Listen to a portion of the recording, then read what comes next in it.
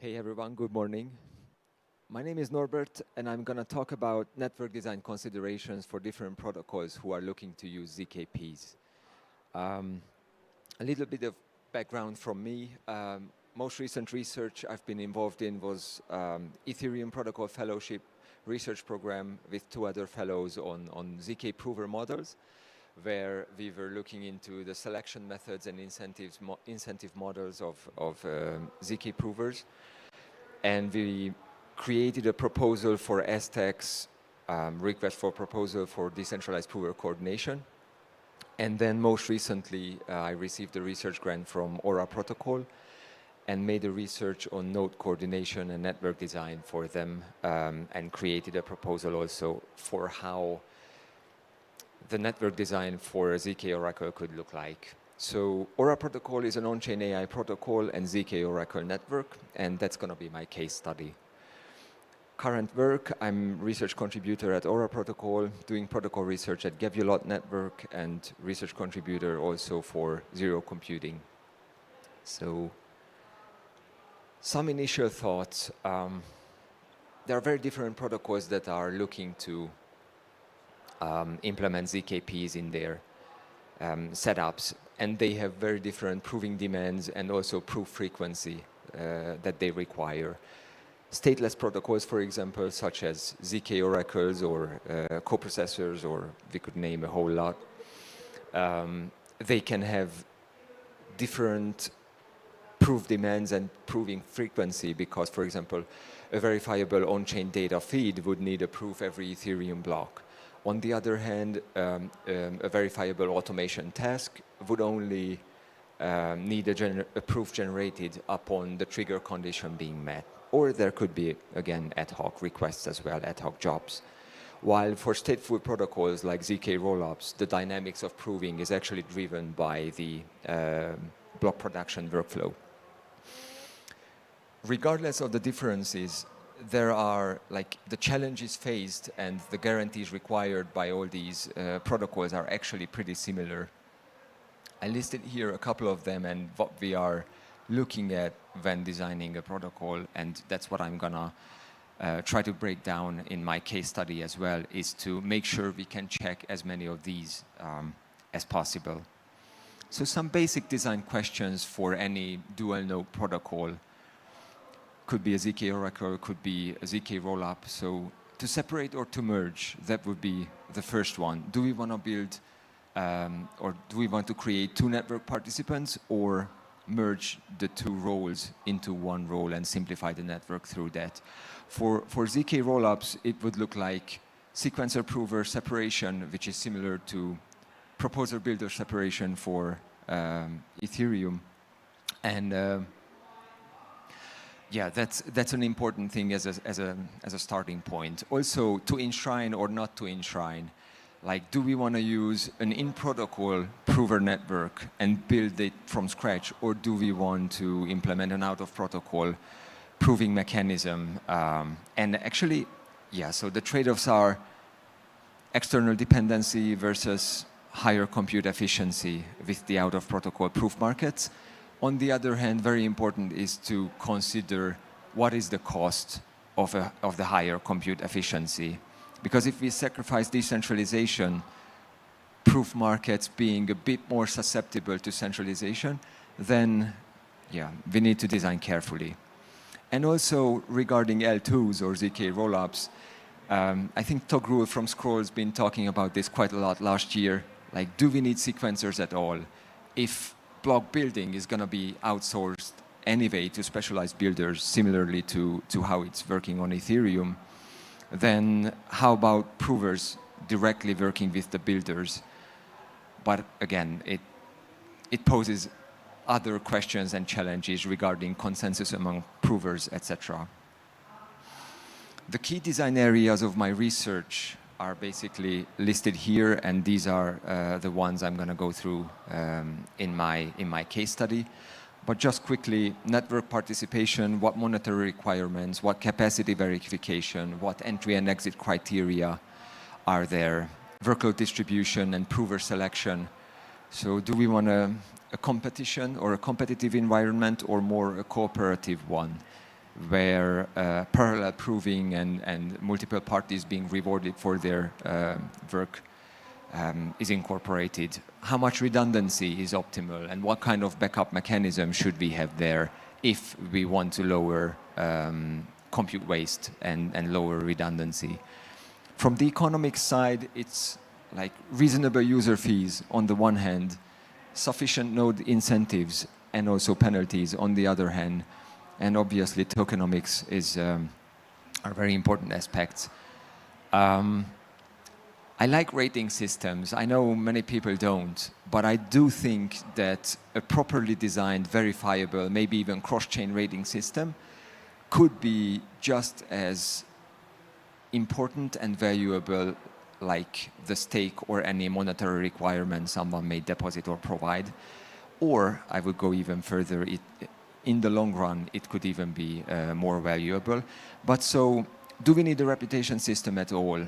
And what kind of approach do we want to use? Staking-based, earning-based rating, or performance-based rating? How do we manage risks? And at last but not least, how do we measure network health? I think like putting theory into numbers, quantifying certain aspects of the design is really important to get transparent information out and to have certain metrics to follow the network health. I created with two other fellows I've been working with at the EPF, we created a couple of metrics as optimization problems. Like for decentralization, we could be looking to minimize resource distribution inequality, be it related to CPU or RAM concentration, or be it related to stake concentration. We could look to maximize, for example, a metric like geographic diversity.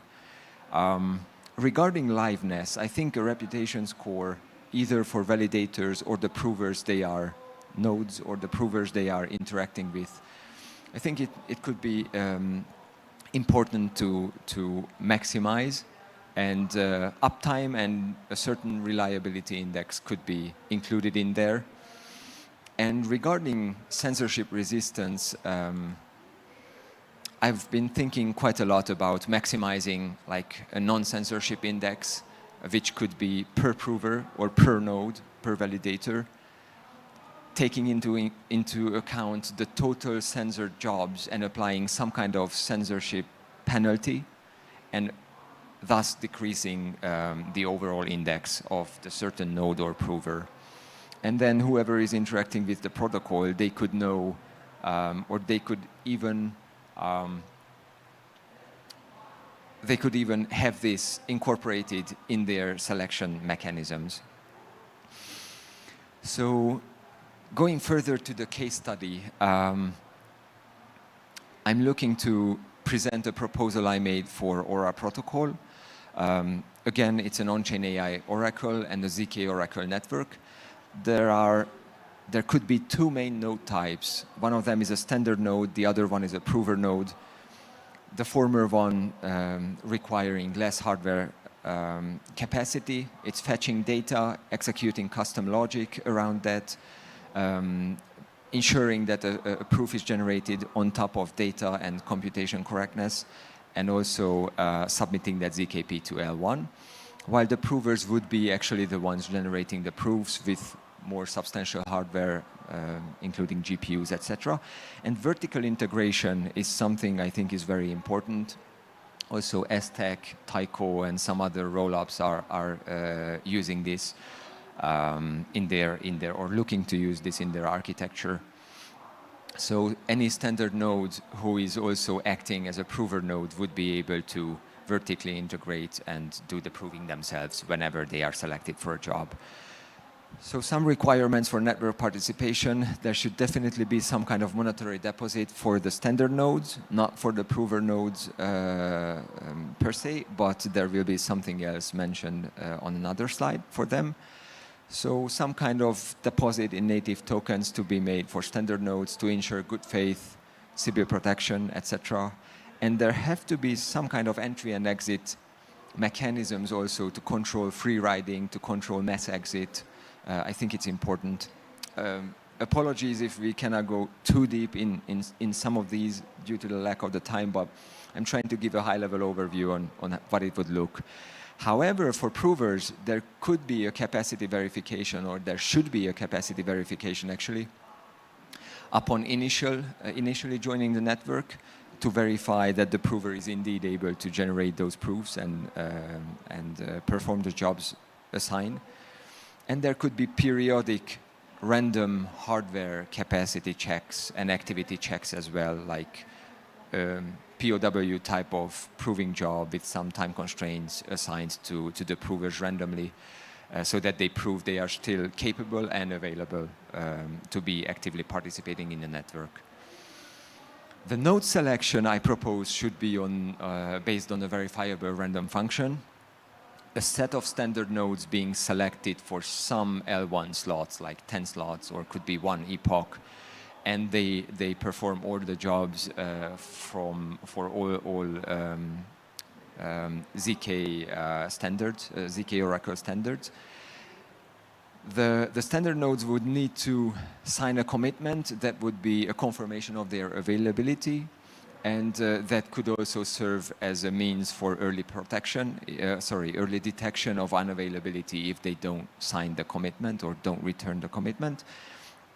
And to make job distribution fairer, I would exclude any node who's been selected twice consecutively by the selection algorithm. I would exclude that node from the next round to give space to the others. For job distribution, I think it's important to assign proportionally to the node's initial deposit to make sure that sufficient economic security is there for all the, like, behind all the jobs they are assigned and they are performing. And related to redundancy, I think that's a tricky question, and I think it's a very interesting one. Do we want a fixed redundancy defined by the protocol, like finding a balance between sufficient liveness guarantees and minimizing resource waste? So there could be 3 or could be 5 nodes selected for each and every job, and then they compete, so to say, among each other. Or there could be customizable redundancy, user-defined. They could consider their priorities, whether it's costs, whether it's liveness. Less redundancy would mean lower fees, higher redundancy, obviously higher liveness guarantees, but also higher fees. So these type of things are, I think, very important as well, and hence part of my proposal for Aura protocol. I'm sorry, I went the other way. Related to proof generation, ZK Oracle node, like standard nodes, are responsible for generating the proofs. They could have 2 options. If vertically integrated, they could do self-proving. I think that could even be the default option. But they could also outsource proof generation. That could go through like out-of-protocol relays, similar to MEVBoost, to PBS. And it's highly likely that such out-of-protocol relays would emerge. For example, STEX Proof Boost is in the works, I think already or starting now, which actually serves the purpose of facilitating this type of negotiation between nodes, in STEX case, the sequencer, and out-of-protocol proof markets or proving networks. Also, the prover has to sign a commitment, submit it to Ethereum, and include a prover bond. So as opposed to the standard nodes locking up a certain deposit continuously, provers would just provide a bond as and when assigned a job. And this is returned upon successful delivery, but also allows for slashing. And yeah, the next one I think would be backup mechanisms in case of node failure. I feel it's really important to differentiate between an ad hoc one, where any node for some reason cannot deliver. And then I think in my proposal, we would open up the job to the whole network. So any node can jump in and complete the job. While in case of an extended network failure, like significant drop in available active nodes in the network, etc., the whole network could go into backup mode, and all jobs could be performed based on an open race, and until balance is reached, and then the original mechanism could be reinstated. A little bit about economics. In my proposal, I propose to implement a bounty mechanism for users. That's what we've been talking around with Aura protocol as well. And I propose a minimum bounty balance from which any fees related to the user's queries could be deducted. The bounty rewards would cover normal stuff like transaction gas costs, call data, or soon blob fees, some gas overhead for communication between standard nodes and the registry contract. But more importantly, it would also include a service premium, which could be percentage-based, could be fixed. More research is needed around what would be the optimal way to address this. And it's also very related to tokenomics and how much subsidy is needed in the initial phases until proving costs get lower, until user demand for these types of ZK Oracle services increase drastically. Regarding who defines the bounty rewards, it could be user-defined, but I think that's suitable more for the testnet because it would then look similar to a reverse auction. And for that, the whole design would need to be rethought. But also, I propose for a mainnet, for example, a protocol-defined bounty reward, which gives a whole lot of flexibility. And if combined with customizable redundancy, it still gives the users the chance to customize their costs or to adjust their costs as per their needs or their priorities. Network-facing economics on a high level, so node incentives would consist of bounty rewards paid by users and network rewards. I think subsidized by the protocol, but this should be decreasing over time, similarly to how some other protocols are in the process of doing this. The reward distribution, though, is a very interesting aspect, in my opinion, as well. I propose a reward curve for the standard nodes. Let's say there is a fixed redundancy, 3 nodes competing for each job. Based on the reward curve, all 3 who complete the job within the time window would be actually rewarded. First one getting the most, last one getting the smallest rewards. But this would enable a more balanced distribution of rewards, and potentially more node operators and higher decentralization could be reached through that as well. Prover rewards in that sense are kind of out of the scope of the protocol itself, because as it's the responsibility of the standard nodes to get the jobs proven, they settle the payments with the provers directly. And I think last slide, regarding penalties and slashing, I think uptime failure, job completion failure, and censoring or front running could be those cases where we apply penalties. Certain, like job completion, I think is job completion failure, one of the key aspects. It could be based on a base penalty. In case of ad hoc failure, it's the base penalty that is applied. In case of recurring failure, the penalty is multiplied by the number of failures or failing instances. And there would be or should be a forced removal from the active node set below 50% of the original stake deposit if the deposit of the node drops below that. Censoring and front running, since it's a ZK Oracle network, I think it's important to also incorporate something along those lines. And for node rating, node uptime and job completion rate should be, I think, the basis for a rating system for standard Oracle nodes. And something like a prover reliability index could serve the basis for a rating system for prover nodes. And I think we are reaching the time. Sorry for being so long. Thanks a lot for your attention. And we can discuss any questions offline. Thank you.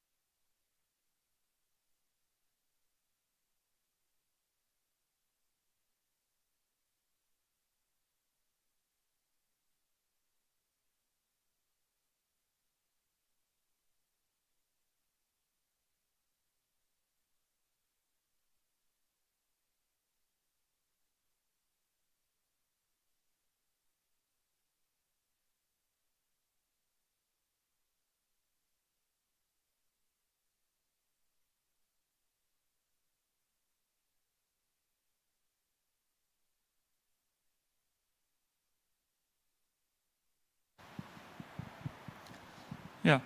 So, good morning, everyone. My name is Daniel Tan from Aura Protocol. It's the Aura Protocol that got mentioned in the last session. Um, Today, I'm going to present a topic on zkVM from today to tomorrow. So first, I will provide an oversimplified mental model for you to construct a zero-knowledge proof. So in essence, build a zero-knowledge proof system just need two steps. First, you need to build a snark or a Stark system. And the second step is to add ZK to enable the privacy features. And let's see how to build a modern ZK snark.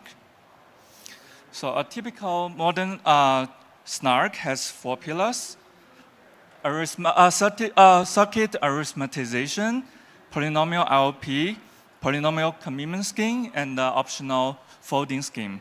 So you can see the ZK proof system itself is quite modular. And under each pillar, there are several options that for us to choose from.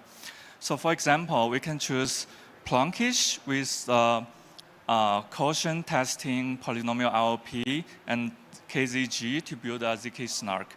And you can also try different composition to build a different snark or a Stark system. We also need to build a virtual machine. A virtual machine is just a program that emulates a physical computer that runs another program. So now we have a ZK proof system, and we have a virtual machine. We have a ZK virtual machine. So in simple term, a ZK virtual machine is just a virtual machine that implemented as a circuit for a ZK proof system. So to build a virtual machine, you can also choose from several instruction set. So in this talk, we are going to focus on the mainstream instruction set, which can be considered as a general purpose zkVM. So inside of the mainstream instruction set, we have WASM, RISC-V, and MIPS. So every one of them has a richer ecosystem than the Web3 ecosystem as a whole.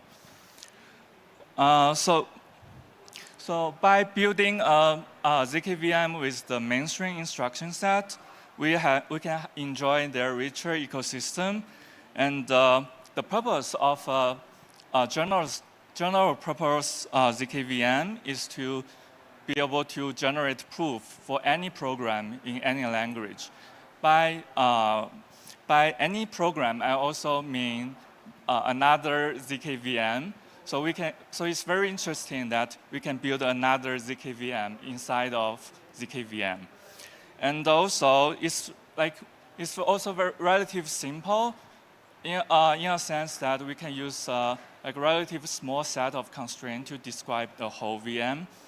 And in this era with Sora and incoming AGI, zkVM can definitely help us to ensure the accountability for AI-generated content. So with so many benefits that zkVM brings to us, the only cons is the performance issue. But luckily, we have 3 major ways to tackle this problem. So the first is we can try to apply some optimization tricks under the current architecture. The second is we can continue to research on novel techniques and better frameworks to build zkVM to make it faster. Or the third one is hardware acceleration. So if we can solve all this performance issue, a perfect zkVM will be the adoption for the Web3. So according to this report by Developer Nation, the number of Web3 developers among all the developers in the world is actually less than 0.1%. In a world with a perfect zero-knowledge VM, we can target all the developers in any language and supercharge their program with the power of the ZK. Let's also talk a little bit about the current landscape. we start to see the commercial ZKVMs coming out after 2021. In the last market cycle, we can see a lot of ZKVMs coming out tailored towards proving the execution of EVM, aka ZK EVM race.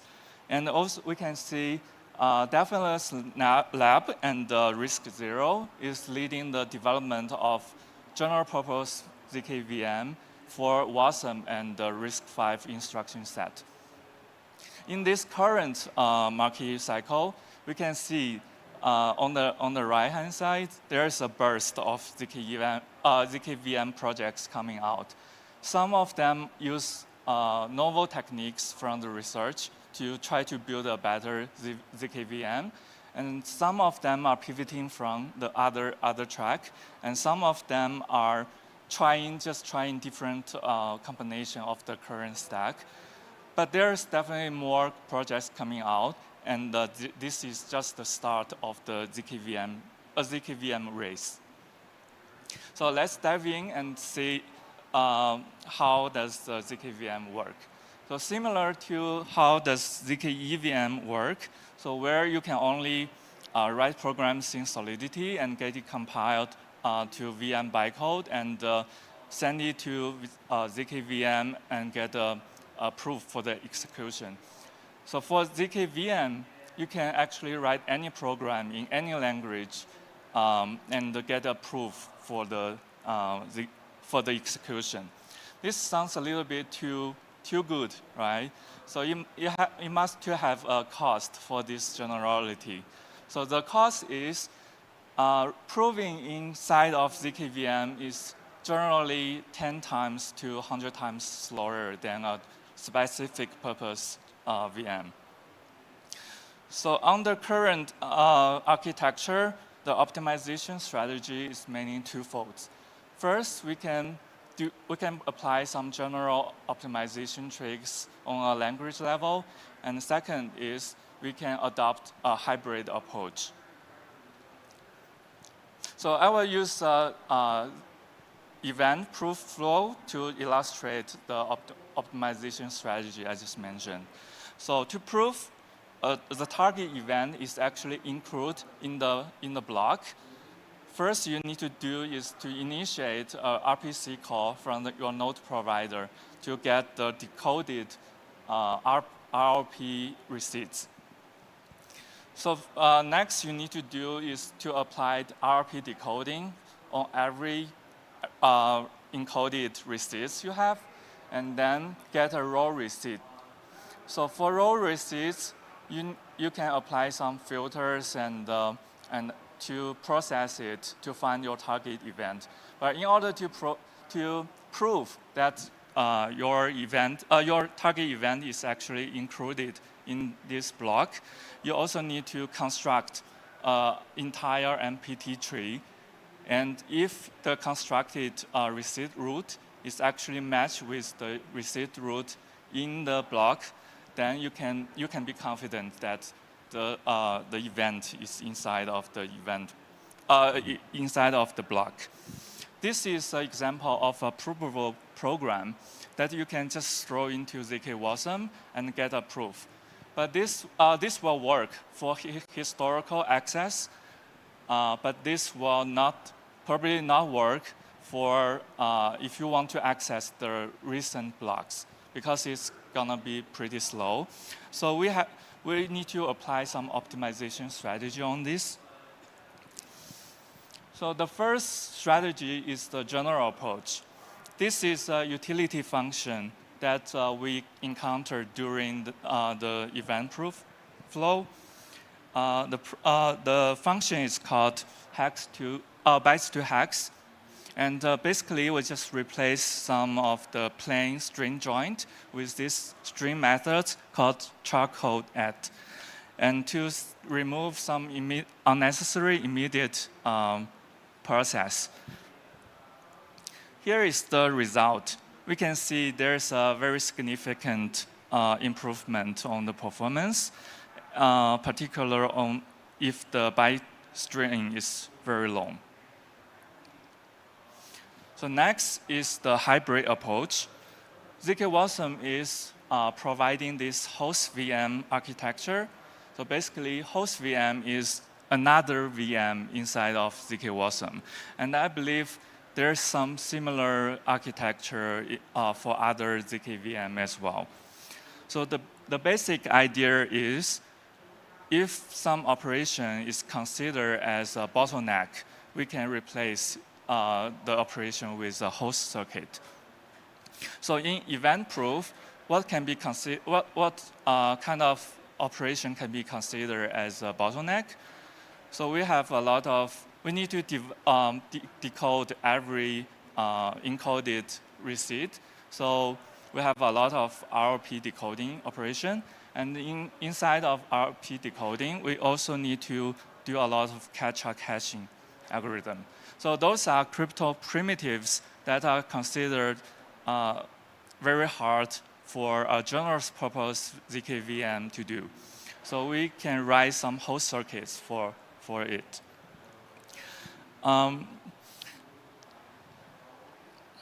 And also, zk-Wasm is providing this continuation batcher, so we can batch all the host proofs and the guest proofs together to generate the final proof. And I'm also preparing like a sequence of tutorials to teach the developers on how to write the host circuits. So next, I'm gonna present some novel use case that zk-VM brings. So the first use case is programmable zk oracle. So similar to the event proof I just described, our protocol is able to prove the access to all the historical data on Ethereum. And with the power of zk-VM, our protocol's computational logical entity is able to perform complex and arbitrary computation and get it proof with zk-VM. The next use case is a provable game. So Blade Games is building a provable game framework with Unity and zk-Wasm with their game engine native and zk server approach. So under this framework, game developers can continue to work on their favorite environment, like C#, and continue to develop their games there. The game code in C# will be decoupled into two parts. The first part is core game logic, and the second part is the rest of the code. Both of the parts will be compiled into Wasm bytecode, and only the core game logic will run in zk-Wasm runtime. And zk-Wasm will generate proof for the execution trace. And, but the rest of the logic will run in your local C# runtime, so you don't have latency for the rendering and stuff. So this is a very simple PvE tower defense game where the enemy comes in waves. So first you need to do is, so in this setup, the map setup is considered as a core logic. What you will need to do is to confirm your map setup and commit the map setups on chain. And for the rest of the waves, you don't need to do anything in zk-Wasm, and you can just run in a local runtime. Before the next wave, if you want to change the current setup, let's say if you want to change the coordinate or upgrade the turret, then you need to commit again. Otherwise, you don't need to commit. So in this approach, you can enjoy like near Web2 gaming experience. Next is zk compiler. So zk-Go is a zk compiler for the Go language. Go language is considered as like particularly important in the crypto space because the most popular Ethereum client is implemented in the Go language, and as well as the layer 2 OP client. So there is a very interesting use case that you can actually compile the layer 2 OP clients into Wasm bytecode and get it approved in ZK Wasm. So this is act as a ZK processor, co-processor for the OP stack. So by creating this ZK floor proof, which is a validated proof with immediate finality, you can actually shorten the waiting period of optimistic tech stack. And also you can use it to replace the multi-interaction dispute game, which can be sometimes very expensive. Also, we've encountered some challenges for the ZKVM, particularly with the increasing popularity of AI cross crypto due to the incompatible number system.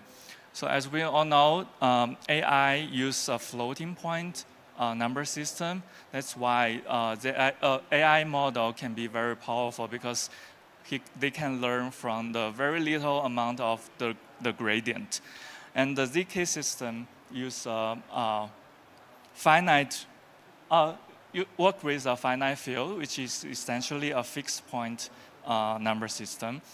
A very naive way is to present the floating point number inside of ZK circuit, but this introduces a lot of extra variable and increase the complexity of the proving system. And the current approach is called quantization. So quantization is basically means to map a continuous number into discrete number. There's two approach for that. So some project is using a soft float, which is essentially use software to emulate the floating point inside of ZK system. And another is called circuit quantization. This is just to scale up the floating number and apply a floor function. So you will discard all the fraction part of the floating point, and this will cause the decrease of the accuracies for sure. So we definitely need more research on this area to make it better. So let's go back to the performance issue.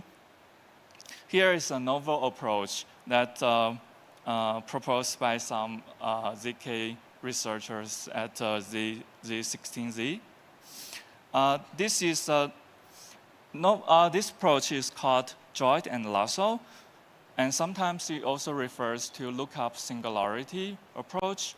The basic idea behind this is just to prove every instructions use table lookups.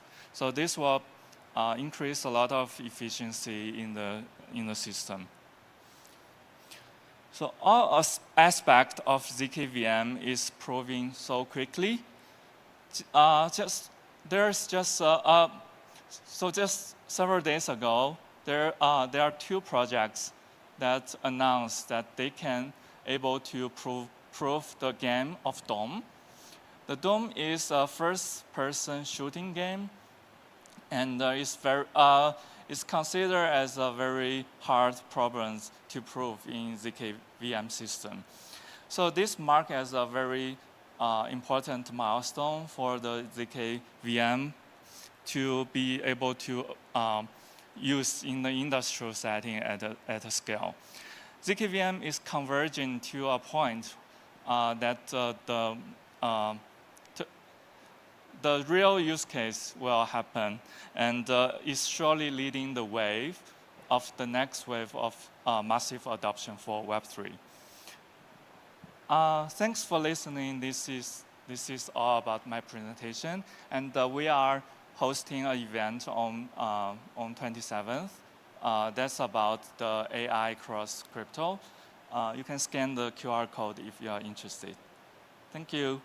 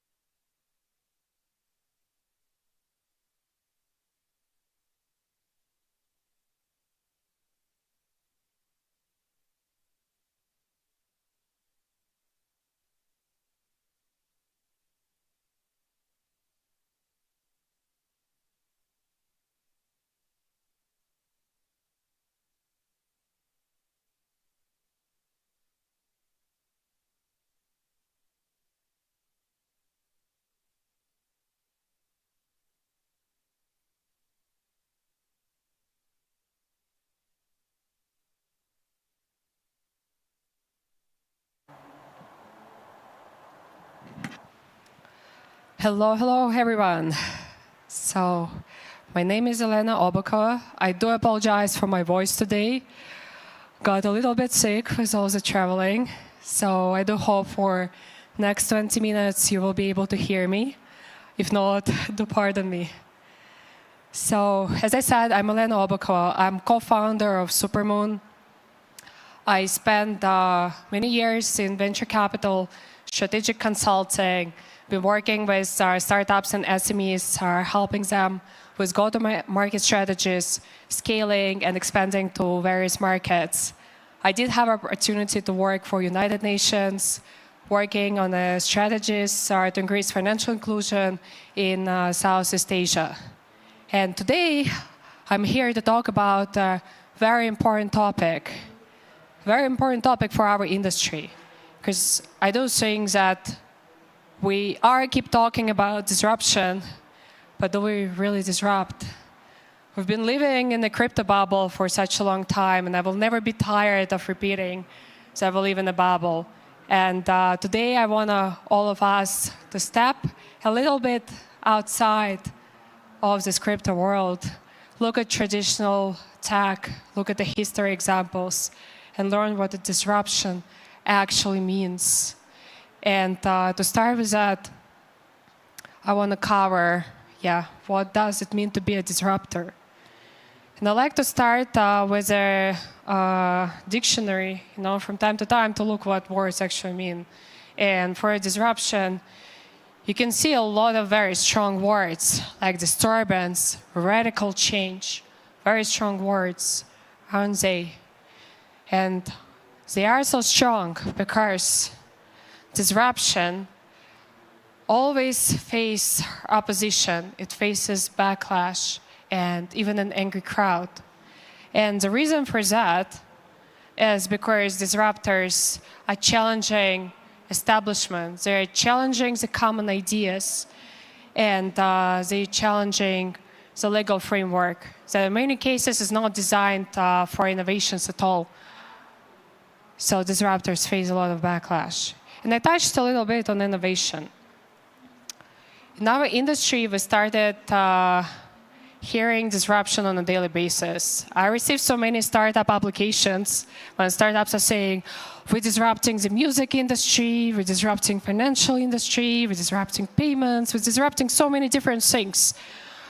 But are we really disrupting?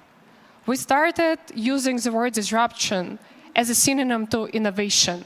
But there is one major difference between these words. They are not the same.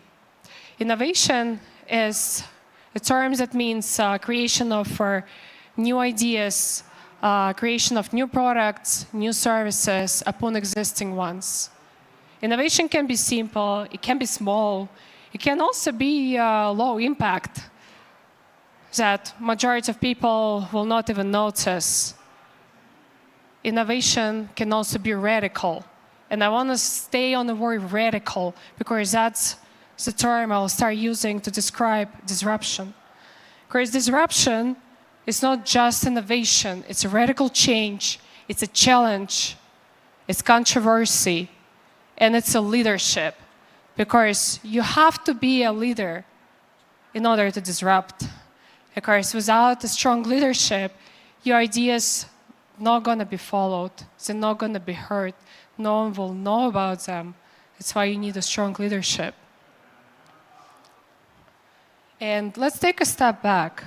I wanted to list a few names, some of them pretty random. I wanted to kind of use it as an example.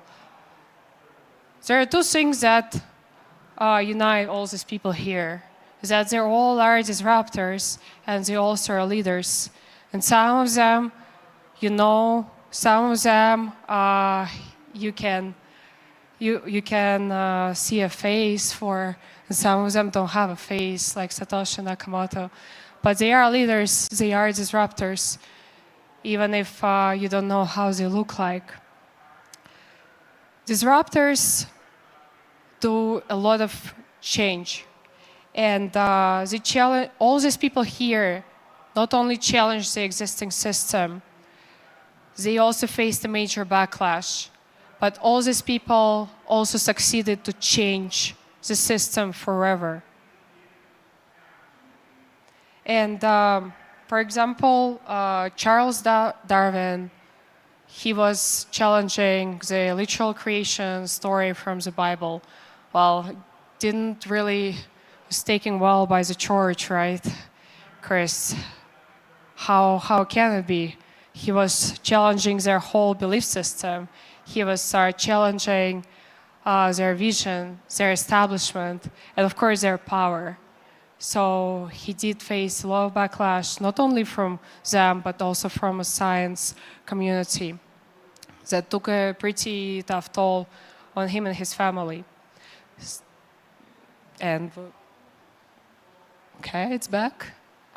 Steve Jobs, as many of you know, was backlashed for his very tough and very unique leadership style. He was not a nice person. And whenever says that disruptor is necessarily a nice person or a nice word, no, it actually takes a lot of grit, a lot of stubbornness, a lot of very unique personality to persuade everyone else to follow you and your ideas.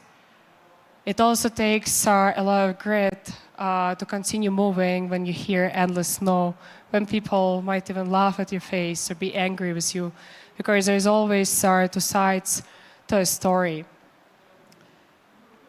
We also see Martin Luther King here, who was in jail so many times, among other things. Don't even want to go there. Both him and Karl Marx were under severe government surveillance because they had enough influence, because their ideas were very radical for their time. You might not like Karl Marx, but it doesn't make him less of a disruptor, because that's exactly the point. Because disruptor will be portrayed as a hero to some, a villain to others, but he will never be in the middle. And one thing that makes a very big difference for a disruption to actually happen is a community. Because without people by your side, you don't have enough strengths. Community are the people who are going to make a difference. Disruptor is a person who has a vision, or a group of people who have a vision. They have an idea, but in order for change to happen, you need other people to follow you. You need to change their life. You need to create enough value. You need to solve a real-world problem. Here's a key word for our entire crypto community, is a real-world problem. That's when people will follow you. They will fight for you. And that's your strongest weapon. And I really like to bring example from traditional tech. So I think this is a pretty by-the-book example of Uber, who faced so many legal battles, media backlash in countless number of countries. And everyone knows this word. I'm sure a majority of you guys used that specific app to come here today. And Uber wasn't bending, it was bending everyone else around them. They were fighting. Despite all of the legal battles, lobbying, they were continue moving. And they changed their transportation industry forever. I also bring some examples of Travis Kalanick, who is actually co-founder and CEO of Uber, who was facing a major backlash. Because there's always a brand face to a movement. And of course, the public sector didn't like it. You can look at a few of the headlines here about Uber killing a public transport. And you know what we need to ask is, who has he challenged? And the slides disappear.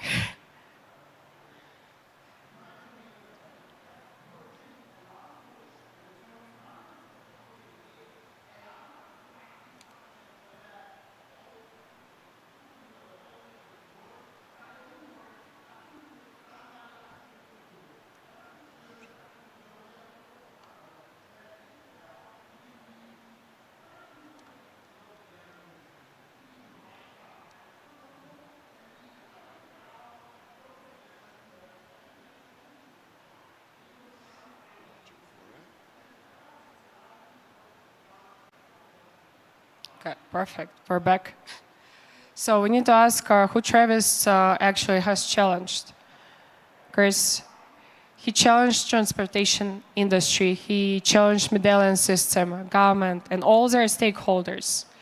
I was shocked to learn this, that in 1937, when New York government introduced the medallion system, because they tried to limit the supply of taxi cabs, that led to these medallions being sold later in 2014 for $1 million. Well, Uber changed that. Uber changed it for everyone. And what do you think was his goal? Was it to change the system? No, I don't think he ever had this idea. His idea was to create a better transportation app for people, to make it more convenient to move from one place to another place. It wasn't to fight with the government or with institutions. They were just in their way. And you know what helps them win is the support from drivers and riders, because people understood the value. And that's, again, bringing us back to a community. It's a powerful tool that helps you to win, to helps you to achieve your goal and final destination, no matter what. And we had that movement a while ago appearing with their ideas to disrupt financial industry, disrupt the banking industry, because it doesn't work for people, for individuals. I feel we're less and less about that mission, unfortunately. We had a movement, we had Satoshi Nakamoto there. And of course, government was finding it challenging to put their face to a problem. There was a lot of media backlash. And they started going after individuals in the crypto space. Well, everyone knows recent example of a CZ, just bringing one of our various examples. I just really like the difference between the headlines of our traditional media when CZ is pleading guilty for money laundering, and what he was actually pleading guilty to, failing to comply with AML regulations and have our AML program in place, violating Bank Secrecy Act. So media will always portray everyone and every disruptor in a bad light. So they'll try to find their way. But for us, it became more about the settlement, less about disrupting. I see all these things here not really reaching a final destinations. ETF for me is a settlement. It's not disrupting anything. It's not bringing Bitcoin or crypto adoption to individuals, not giving them power to transact. NFTs were supposed to disrupt, right? Music industry, art industry. Well, the reason why I know it didn't really disrupt, because it never touched the money of entertainment companies. It actually brings them additional revenue. How I know that is because we never heard that much of a backlash from traditional entertainment companies. Web3, also decentralization, still using Web2 technologies to connect to Web3, talking about data privacy, but it's very, very, very niche. We're not looking outside of our world. We're not looking at the real world problems. We're not trying to create something new. We're saying that, okay, this is a Web3 social media. That's not a disruption. Social media already exists. If you're talking about data privacy, well, majority of people don't care about it. We need to look better for real problems that exist there on a daily basis. People still struggling to get access to identification. They cannot travel. People still cannot transact in many places. And we are creating DAOs with 3 people, incorporated partnership in the, let's say, state of Colorado. Very decentralized, very autonomous, very disruptive. So how can we disrupt again? I think the most important for us, and I keep repeating these words, and I'm really glad to hear that more and more of our community members actually referring to these 3 words or their real world problem, because that's what we need to look at. we're labeling users as Web3 users, Web2 users, but there's no such a thing. They're just users, they're just people.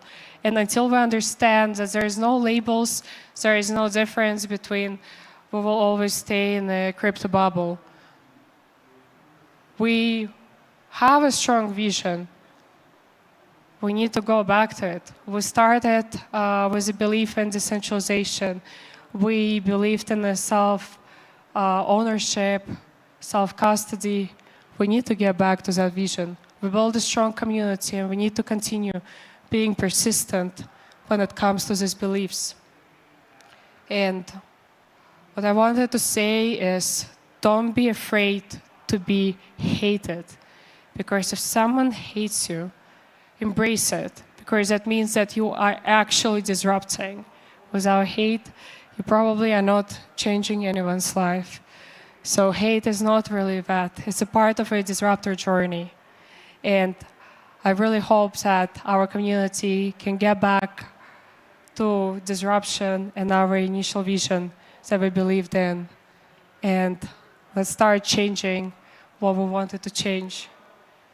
Here's my Twitter if you guys want to connect and chat about this. Thank you, everyone.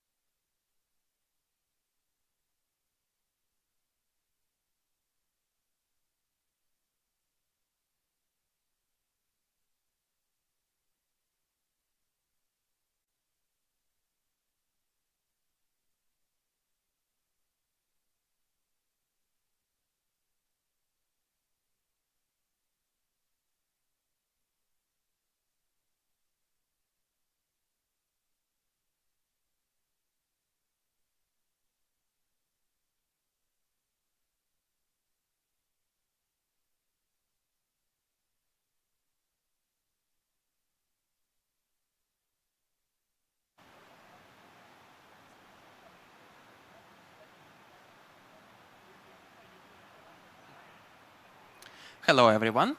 My name is Alex Murashkin, and together with my coworkers Sunshine and Haitham, we looked at cross-chain messaging protocols. So we have a lot of active chains now, right? So that's more than 100 L1s and more than 40 L2s by now, and even more and more coming.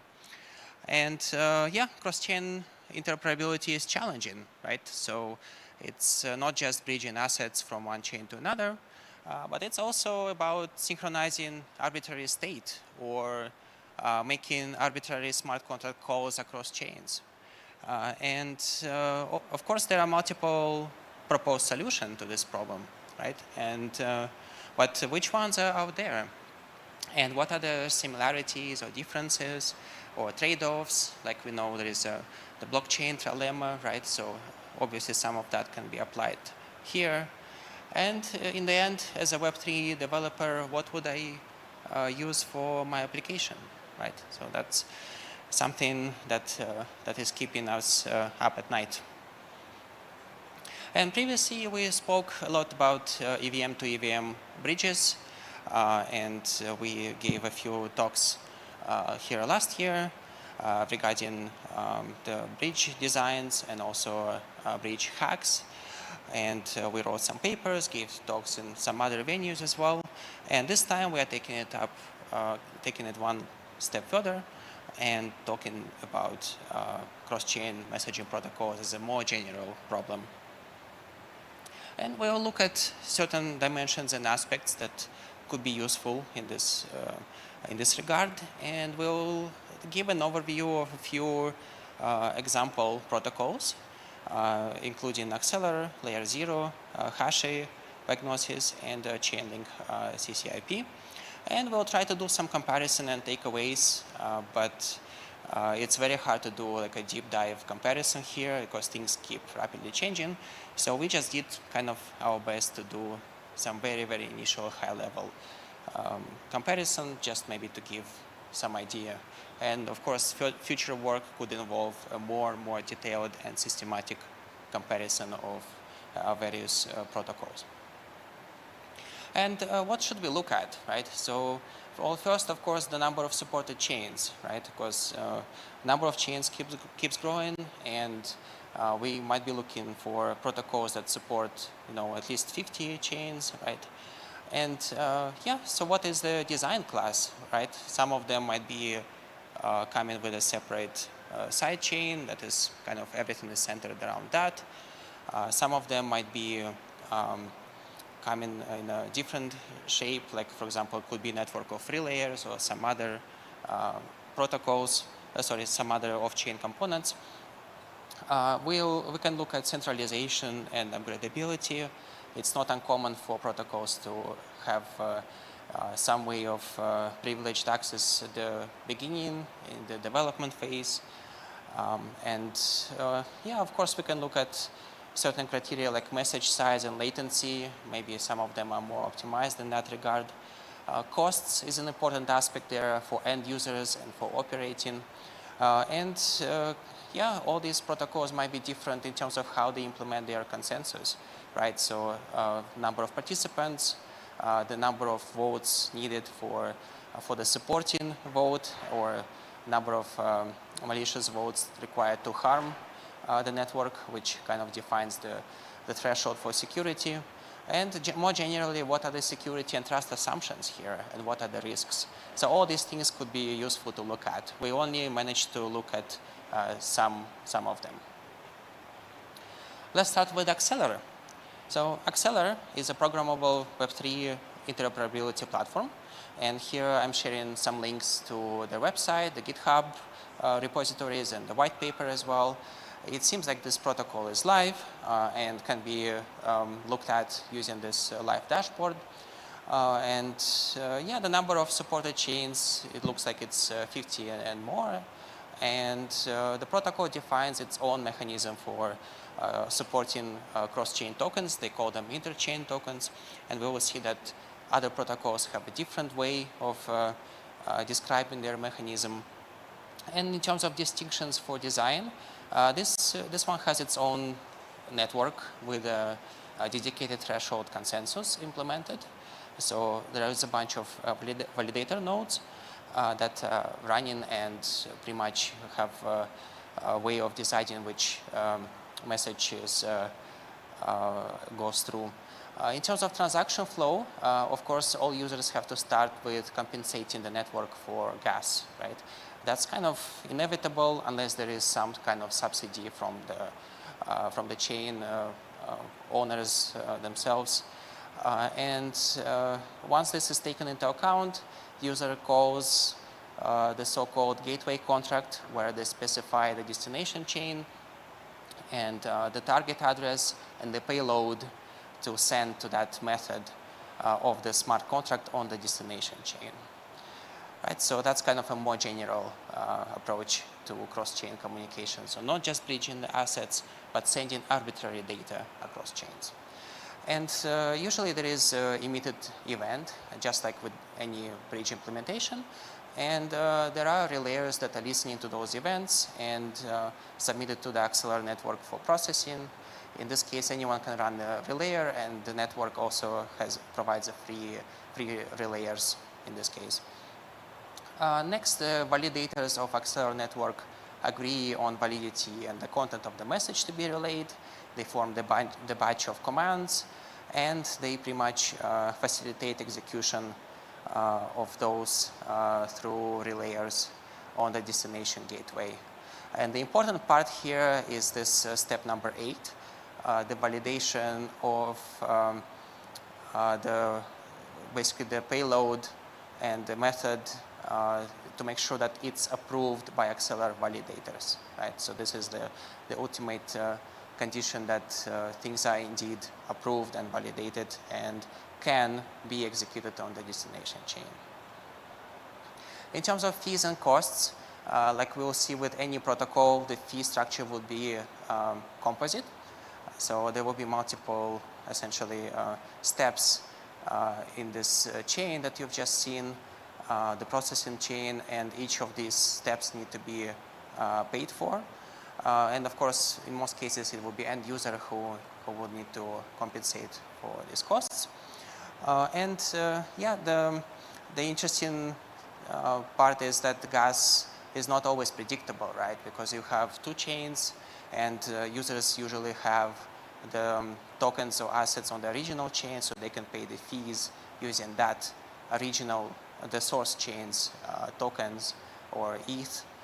And the actual execution on destination chain is what can be variable depending on gas price, right? Depending on latency and so on. So, but thankfully there is a refund mechanism. So in case you overpaid, it looks like in this protocol there is a mechanism to get your money back in case you haven't used the entire amount.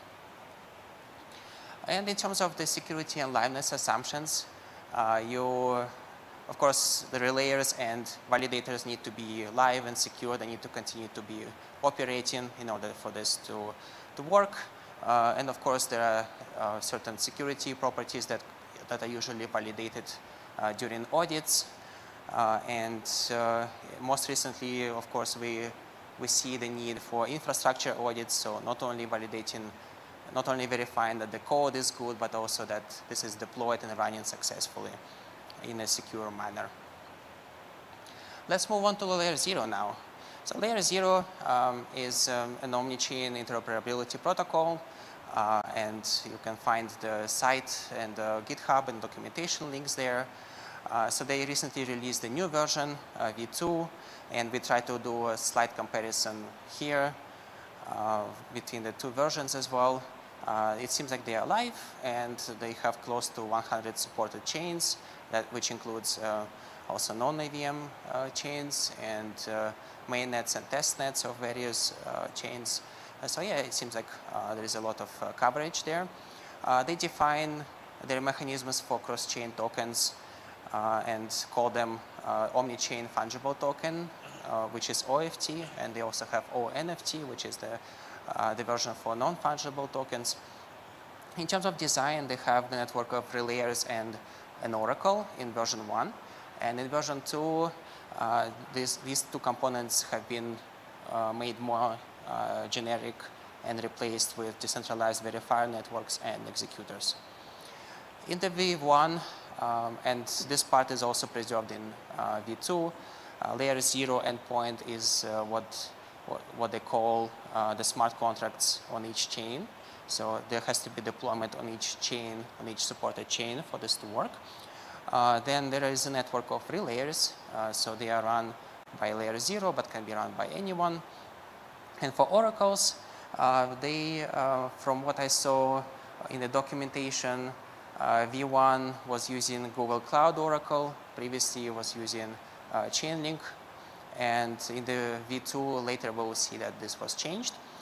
And the general flow of the message is layer 0 endpoint is pretty much an entry point like the gateway contract for the Acceler network, where user application sends some payload, and this gets stored on chain in the source chain.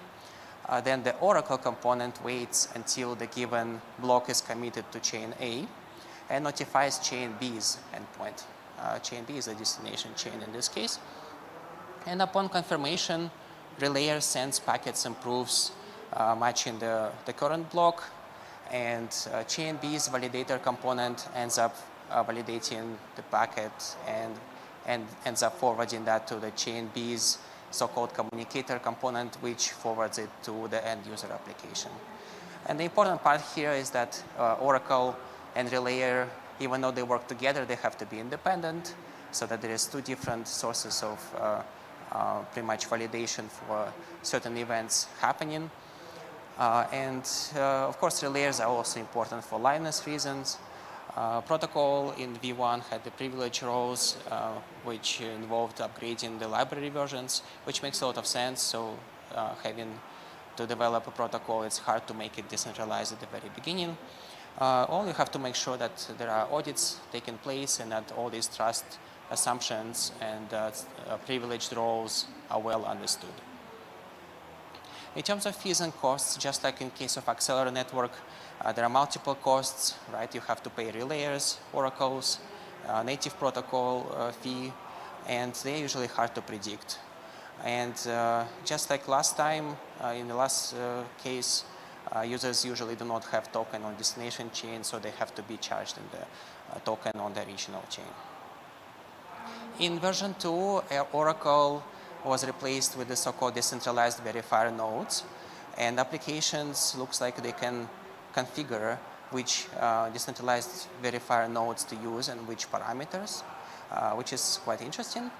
And there are around 28 TVNs available at the moment, and notably some of them, as you see on the bottom right screen, come from Acceler and CCIP. So we actually see the convergence of these various protocols where they can use each other's pretty much nodes for Oracle purposes through certain adapters. And we will see a similar thing later with a different protocol.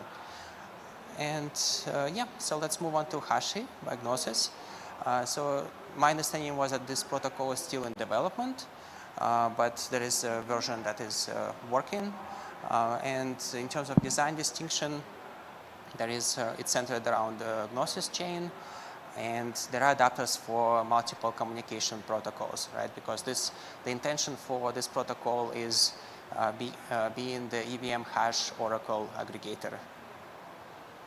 In terms of architecture, you have this various communication protocols that are integrated through adapters, and on the right-hand side you see the list, and notably what we saw, Chainlink, CCIP, and Layer 0 are on that list as well. So yeah, so we kind of have this interesting convergence in this regard. And Hashi is an interface to query all the stored block headers in the adapters, and therefore they facilitate pretty much determining the trust and security properties of cross-chain communication. And the whole value proposition there is that instead of relying on one source of truth, you are relying on multiple sources of truths from all these various protocols. which ultimately enhances security. So that's kind of the premise. We do not have much time, but for Chainlink CCIP, there is like a mainnet early access that is available, and their design distinction is that they rely on so-called decentralized Oracle networks, and they have two types of Oracle networks: the so-called committing DON and the executing DON. And there is a third component called the risk management network. And on the next slide, we will see how this is all working together. So the committing DON listens to events and waits for finality on the source chain. Then it stores that commitment, and independently, risk management network approves or disapproves a given event. So there is pretty much like a similar system. There is some resemblance of the previous designs that we've just seen. And executing DON waits for both of these components to give the blessing and completes the interaction on the destination chain. This is kind of the high-level design here. So now let's move on to comparison and initial takeaways. So in terms of similarities, I think that if you are kind of looking at watching the presentation, you will realize that there are certain architectural similarities there. So all of them require off-chain components. It's very hard to do it completely on chains. It seems like there are so many moving pieces, so many chains to be supported, and all of them require some way of handling finality on original chains. Right? So this is not a given, but has to be implemented and has to be done properly. On the UX side, we have two issues, but they are kind of inherent, so I do not see how one would solve them without sacrificing other properties. So these two things are latency and fees. And on the deployment side, rolling out to multiple chains can be challenging because essentially you have to run deploy the same set of contracts on multiple chains, and you have to make sure that the relayers and whichever components are there, they are all connected across chains, which is also a hard problem in terms of operations to solve. And in terms of security and liveness, there are some similarities as well, but all of them share the fact that trust is still required. So maybe in the early phases, trust to protocol admins, and in some cases, trust to certain components. For example, to pretty much the various committees or the oracles, or pretty much there is some trust assumption that is probably necessary for you to be confident that certain event not necessarily deposit, but certain invocation of method took place on the source chain. In terms of differences, we see that there is some distinctions in terms of architectures, right? So Acceler and Hashi, they seem to be centered around their own side chain, whereas Layer 0 and Chainlink's solution require off-chain relayers and executors, and as well as oracles or DVNs. Basically, they're just like different names for similar purpose components, and we've seen that pretty much CCIP also had this different role for enhancing, for validating the security aspects of it. And in terms of state of readiness, I think there is some distinction there, right? So it seems like there is certain components are live, but certain components are still in development phase. And even those that are live, they keep being developed. So it's not easy to keep up as well. And what do we choose, right? So some initial thoughts. As a Web3 developer, I want a protocol that is live on mainnet with many supported chains, which is well documented and supported. We need cross-chain tokens supported at the infrastructure level, so we don't have to reinvent the support there. And yes, I usually value simplicity in designs to the reasonable extent, and it's good if there is some flexibility in trust assumptions. But in the end, what I realized is that everyone will make their own decisions. And in this regard, we see it as choosing cloud provider in the end, right? So I think it will end up at this point. Thanks, everyone.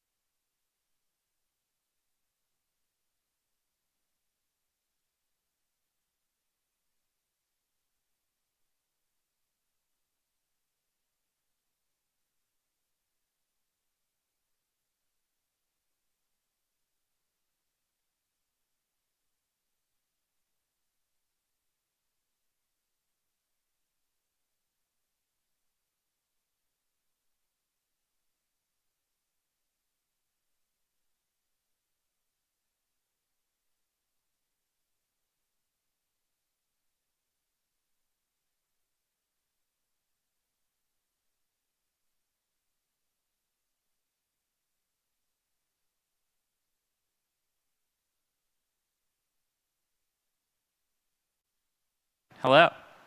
Welcome, everyone. I'm excited to be talking about enshrining ZK rollups into Ethereum. So my name's Porter. I am a protocol security engineer at Matter Labs. Matter Labs is one of the teams that's building ZK Sync, which is one of the biggest rollups. We're also one of the fastest and cheapest. This talk is not too much about ZK Sync. It's more just about, in general, what is enshrinement and how does that affect the long-term future of ZK rollups in particular. So this talk is based on this blog post by Vitalik that came out last year. Should Ethereum be okay with enshrining more things in the protocol? Now, I'm going to explain what enshrining means. It's kind of a big word. I'm also going to say that word like 50 times during this presentation. So here's the agenda: enshrining, de-enshrining, future. It'll be fun. I think it's a really cool topic. So what is enshrinement? It's a good place to start. Enshrinement is including something into Ethereum's core protocol. So there are lots of things that happen sort of in the ecosystem around Ethereum, the L2s, all the smart contracts, all the applications, and then there's some things that happen within Ethereum itself. And so the question is always like, what should be included into the Ethereum protocol itself, and then what should be left to like the smart contract layer, basically. So here's a joke from one of our head of education, Coogan, made this meme for me, so I think it fits well. If you love ZK EVM so much, why don't you just incorporate them directly onto the L1? Now, I do one caveat for this. Enshrinement's not just for rollups. I'm going to be talking about rollups because that's what I'm most interested in, but we could talk about enshrinement for any other like application pretty much in the entire space. So for instance, Uniswap. Maybe Ethereum should have built-in token swaps for like ERC20 tokens, so that theoretically you could enshrine Uniswap into Ethereum core, and then it would be sort of the default way to swap. The same way for Ethereum name service, Tornado Cash, if you wanted to enshrine privacy and actually include privacy at the protocol layer of Ethereum. I'm not sure that one's going to happen, but it would be cool. Oracles are another good example of, it would be nice if we could use the Ethereum validators themselves to sort of be the oracles, because we already trust the Ethereum validators, but we don't trust or I don't trust a lot of the oracle providers, liquid staking, etc. Anyways, today we'll just focus on enshrining layer 2s or rollups specifically. So first, background, how do L2s, rollups work without enshrinement? So this is the current state of things. This diagram kind of helps parse out some of the buzzwords. So you start as your user, and then making your way through your transaction gets included into a block through the sequencer. There's an unverified block. That data is posted down to an Ethereum. And then for ZK rollups, we prove everything with zero-knowledge proofs. The proof is also posted down to Ethereum, and given the data and the proof that it's valid, now this way Ethereum can keep track of everything that happens in the L2. So using the L2 is like the same security as Ethereum.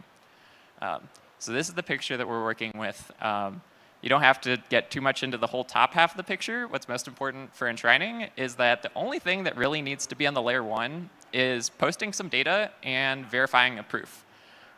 Which is very, very minimal. And so if we want to include this, I'll go into more detail later, but if we want to include ZK rollups into Ethereum, it would not take that much effort, because most of this still can happen at layer 2. Not that many changes would need to happen to Ethereum. Current situation, what happens if we need to update an L2? This is kind of the motivating problem for this. Ethereum makes changes every couple months. They're big upgrades. Similarly, L2s have their own upgrades. Occasionally it's security related, but sometimes we're just trying to keep like equivalent with Ethereum. And so if you need to be updating, you can't be using immutable smart contracts. So someone needs to be in charge of who updates the verifier on the L1. And so this is kind of the problem with the current model, is it's not the Ethereum validators, but if we enshrined, then the Ethereum validators would be able to update Ethereum itself and the L2 at the same time. It's kind of weird to have like separate update mechanisms. It's kind of messy.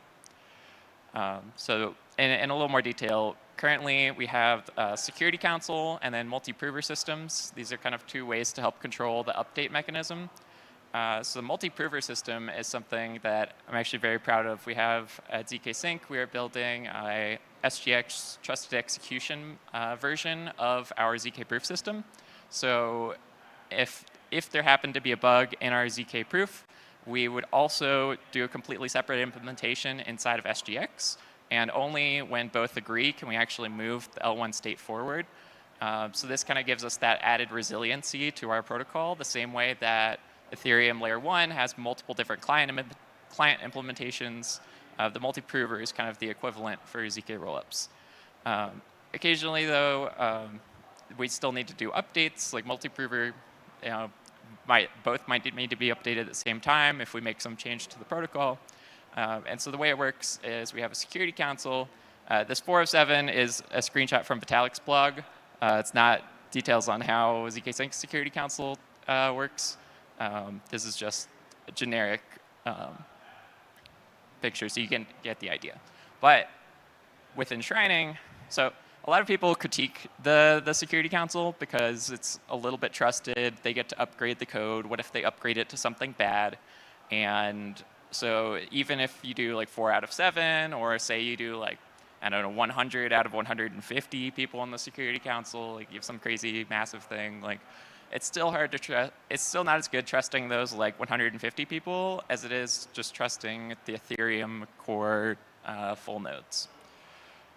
So how do rollups work with enshrinement? So if we enshrine rollups, again, all we need to do is change this base layer down at the bottom. And pretty much you just need a verifier included natively into Ethereum. So that's it. It would be pretty nice. And then when we're making an update, it would just need to be made in each of the different like Ethereum client implementations, so Geth and Reth and all the others. And this way, like they would decide, hey, we're going to upgrade to 4844 at this time.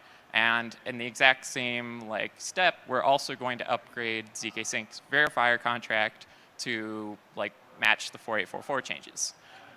This way, we don't have to have like this separate security council come in and do the same upgrade at the same time. Cool. So that's kind of what is enshrinement and some basics. Here's like the common arguments against it. One, we want to keep Ethereum core simple. And to keep it simple, you don't want to include too many things into Ethereum core. So in that first list of all the different like protocols with privacy and liquid staking, and there's MEV stuff, like if you like start enshrining everything, then you end up with like a very large core protocol. And Vitalik talks about like Unix philosophy is like keep it very minimal and then let the higher layers figure everything else out. Second point on why not enshrinement maybe is give more flexibility instead of having one enshrined option. I'll talk about this in a second, why I think this one's a little fake, and it's maybe people not quite understanding what's going on, but like there's lots of options whether something's included within the Ethereum core protocol or whether it's like done at the smart contract layer. In fact, giving developers, well, actually, I'll get to it in a second. I have critiques on all of these points. So, and the last critique, which I think is probably the most serious, but also the most important, is overloading Ethereum consensus. So overloading Ethereum consensus means we shouldn't use the Ethereum consensus mechanism for too many different things because we don't want to be having arguments all the time on like what's the current state of the chain. So we want to have like, it should be pretty rare that we need to like have a bug fix or do an upgrade or anything else. This gets into like restaking is kind of a similar idea where you're reusing the validators for other purposes. Enshrinement is like a more direct way of doing that where you're just giving the validators more responsibilities. So anyways, argument for enshrining anyways.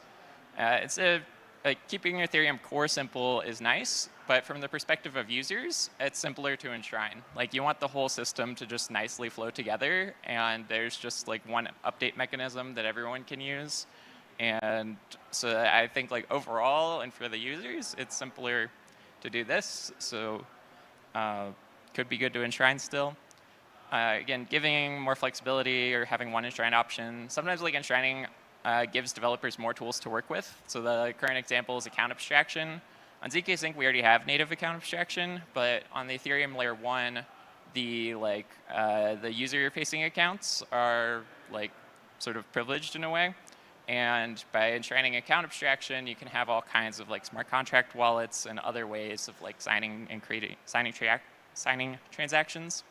So it's almost like de-enshrining the old user accounts by giving like Ethereum developers more options to work with and like more flexibility for building wallets and all these other things. So enshrining doesn't mean like limiting. It can be like opening for more options. And then the last critique was overloading Ethereum consensus. If we don't use Ethereum consensus, then we're stuck with security councils, or like even worse, like whatever the like bridges are using and all these other random multisigs. And like sometimes like you can give multisigs very nice properties, but really at the end of the day, at least I really want Ethereum full nodes. Like if you're just running it full node at home, you should be able to like check everything and check that everything's being done correctly. And I'm in favor of like in general giving the full nodes the power to do this. I think they're the most trusted group as opposed to any other like if every protocol has to make up their own group of like trusted people, it's kind of a mess. So ZK rollups are well suited to being enshrined in particular. ZK rollups are finalized as soon as that proof is verified by Ethereum. And the proofs are like relatively quite small. I mean, that's part of why ZK proofs are succinct. It's a very cool property. So to enshrine ZK rollups, we just need an enshrined verifier contract. And this could be like it could be a very neutral contract. So there's lots of different L2s and ZK rollups, and we could all share like one ZK verifier. Obviously, it has to be tied to like one ZK proof system. I'm getting into some like the nuanced like implementation details here, but even if we pick one proof system, you can still like you can do a Stark proof and then wrap it down into a Snark proof, and so it's not too big of a problem as long as there's one available like enshrined ZK verifier. All the rollups can use it. If you have like multiple hyperchains in the ZK stack, for example, they could all use it at the same time. So you don't have to enshrine like 50 different verifiers for every single one of these chains or every single one of these projects. That's not how it needs to work. You really just need one verifier for every single ZK rollup, and the world works and it's magical, and that's part of why ZK proofs are amazing. Okay, so future of enshrining ZK rollups. As much as possible, I think Ethereum validators should decide everything. And also, I think we should have more discussions about what should be enshrined. I think there's lots of room here for cool design. I think restaking is sort of taking the narrative over, but potentially, like if some protocol is like adding that much value to Ethereum and it's that important, that a lot of Ethereum validators are like restaking and users are using it and it's doing very well, I think at some point we should just enshrine things into Ethereum. We get better security properties. It's better for the users.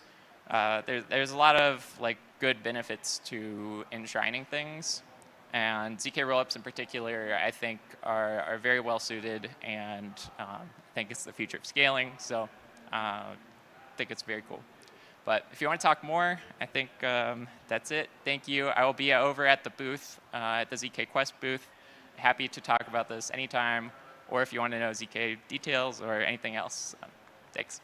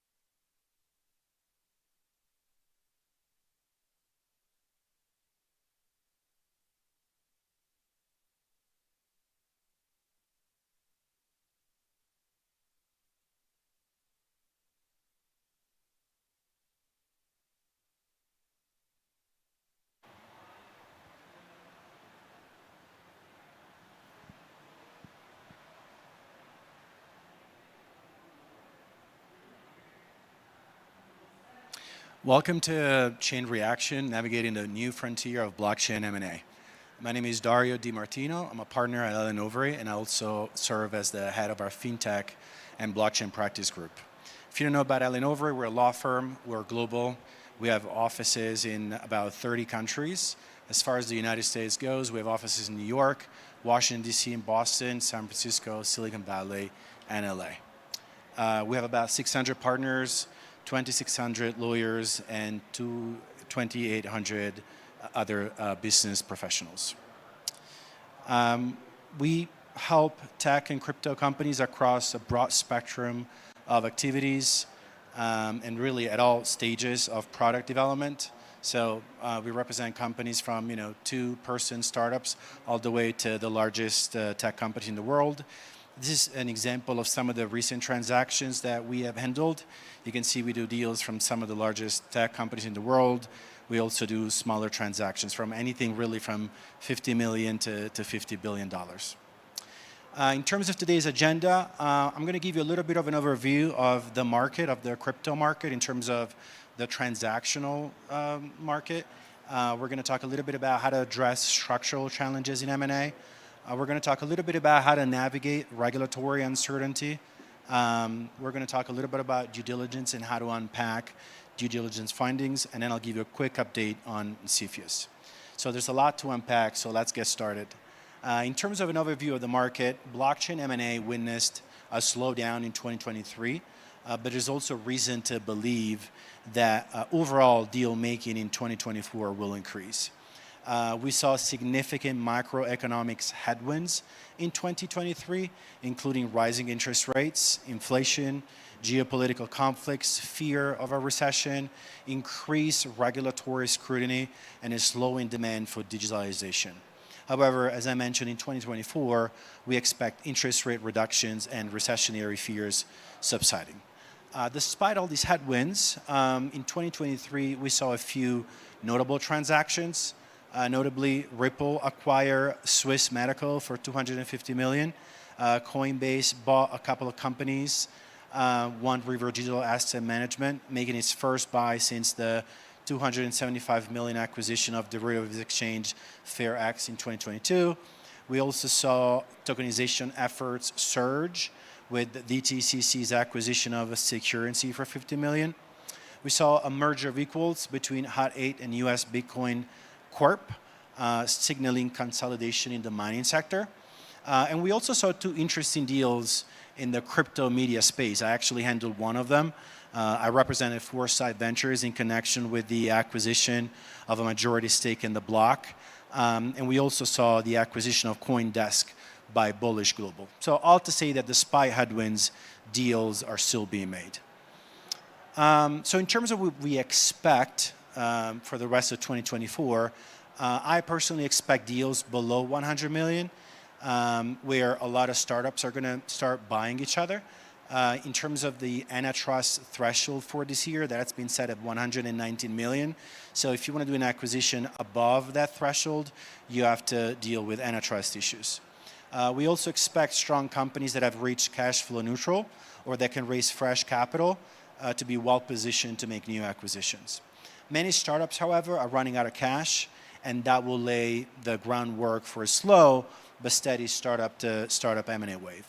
And if you think about, what are the drivers behind these acquisitions? Well, I see a lot of interest in talent. There's still a lot of scarcity of talent, human capital in this space. So a lot of acquisitions are being made to acquire key talent and knowledge. A lot of acquisitions will also be made to bring on new products and technology for cross-selling, also to obtain new customers to whom to reverse cross-sell, to access new geographies. There's nothing better than an M&A transaction to enter a new market in a new country, or to obtain necessary licenses. Some of the acquisitions that Coinbase just closed were made to acquire regulatory licenses that it didn't have before. Some of the challenges that I saw in my practice last year relate to valuation discrepancies, right?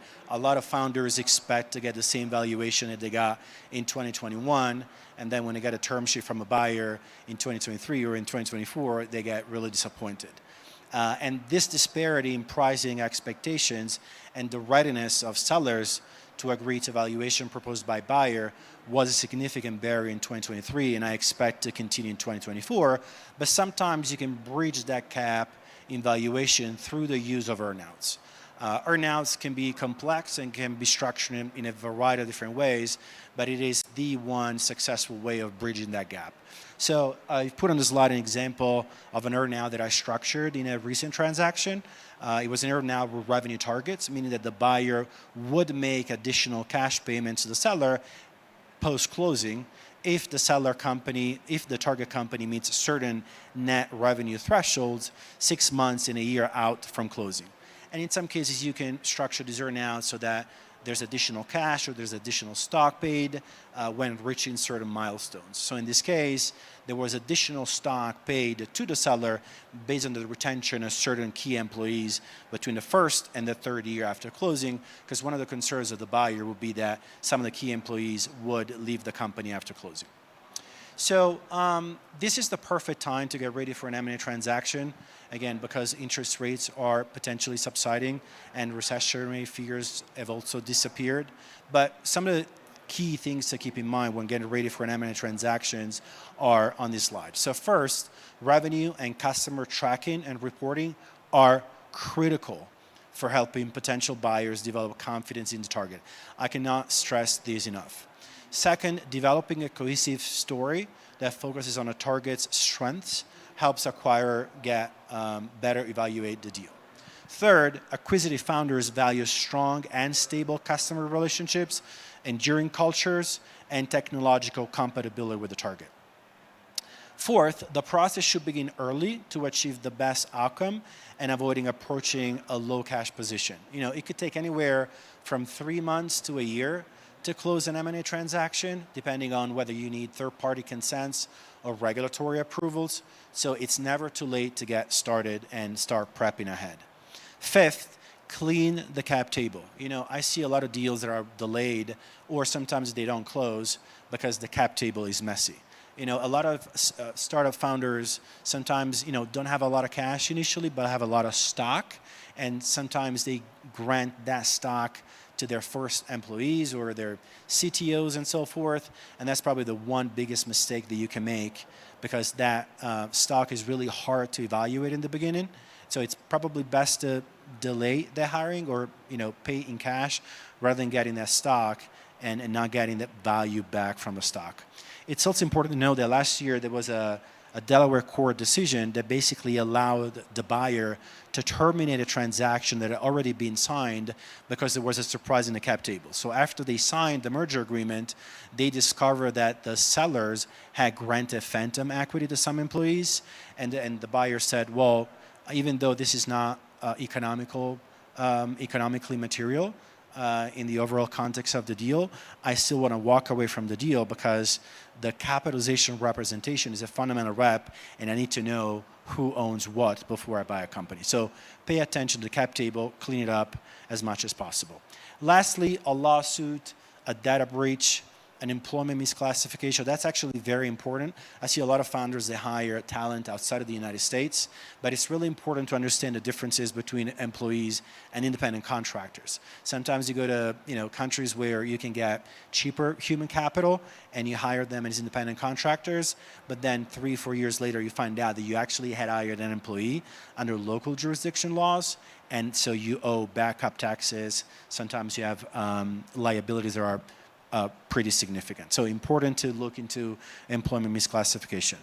Also, it's important to get ahead of potential regulatory issues or other conflicts. The worst that can happen to your deal is that you start negotiating a term sheet or a purchase agreement, and then later on in the due diligence, you disclose an issue to the buyer, and then they either want to retrade or renegotiate some of the fundamentals of a deal. So communicating these issues early is a best practice. Now let's talk a little bit about some of these regulatory uncertainties. I've been a lawyer for 20 years, and it's very frustrating when a client comes to me and I cannot give a straight answer. And that's because U.S. regulatory authorities have not provided, in my view, comprehensive a comprehensive regulatory framework when it comes to crypto. So when you develop a new product that has a crypto component, you have to worry about the applicability of several regulatory frameworks and potentially several several authorities that could assert jurisdiction over your product. So for instance, you developed a crypto product that could be deemed a security under US securities laws, or a commodity. It could be also considered a money payment and therefore be subject to money transmission laws or anti-money laundering provisions. So just to give you an example, in the United States, as of today, the SEC has said that they will apply the Howey test, which is a test that was developed by the Supreme Court in 1946. Now, imagine explaining Bitcoin to your grandparents, right? That's not a straightforward process. But today, we lawyers and market participants are left with a decision from 1946 to decide whether the product that you're developing is or is not an investment contract and therefore a security. And so the SEC said that the core factors of the Howey test are 4. So if all the answers to these 4 questions are yes, then you are an investment contract and you have to comply with securities laws, which is a burden. So if you have sold your product to purchasers that contributed money, if they contributed money in a common enterprise, if purchasers reasonably expect a profit derived from your efforts, you have an investment contract and therefore a security. And this is not just a theoretical risk, because the SEC has conducted a lot of enforcement actions against companies that went ahead and sold their products without complying with the registration requirements of the Securities Act. So it's really important to get ahead of your product as you are developing it. It's a good idea to talk to your counsel and say, is what I'm doing okay, or should we pivot to make sure that we don't breach US securities laws? So because of the ambiguity with respect to securities laws, a lot of my clients are actually now setting up shop overseas. And so they come to me and say, hey, Dario, can you do a benchmarking analysis to tell me which is the best jurisdiction to incorporate? And so that's something that we do, right? We look at offshore jurisdictions like Cayman Islands and BVI, or sometimes we go to Hong Kong and Singapore, Japan, or the EU with MiCAR. And do this benchmarking analysis. Now, another thing that's important to keep in mind is that under the U.S. Securities Act, any offer or sale of securities, and I just explained why your product could be deemed a security in the U.S., regardless of the form of the offer or sale or whether it's located, must be either registered with the SEC or conducted under an exemption or rely on a safe harbor. Regulation S is a safe harbor that a lot of crypto market participants are using to basically structure a transaction completely offshore, right? So they typically come to me and say, hey, Dario, can you help us structure these transactions so that we avoid the applicability of US securities laws? And that's something that can be achieved, but it's really important to hire competent counsel, because counsel needs to make sure that the transaction is completely offshore and that there's no direct selling into the United States. And it's also important to have covenants in your purchase agreements telling your purchasers, okay, you're buying my product outside of the United States as a non-US person, and you also promise not to resell this product back into the United States for at least 1 year. Now, it's important to also note that this is not a way to sort of circumvent U.S. securities law. So again, it's important to to get good counsel on board and do this in a way that doesn't upset the U.S. regulators. Now, in addition to being a security, your product could also be considered a commodity, right? There's not enough time today to go over all of the potential regulatory frameworks that could apply to your product. But if there's one takeaway from this presentation, is that, again, your product could be deemed a security, a commodity, a money payment, or a combination of all these things. So it's important to conduct an analysis under all these lenses, including AML and KYC. Now, I only have a couple of minutes left, so I also want to just quickly mention that IP due diligence is super important.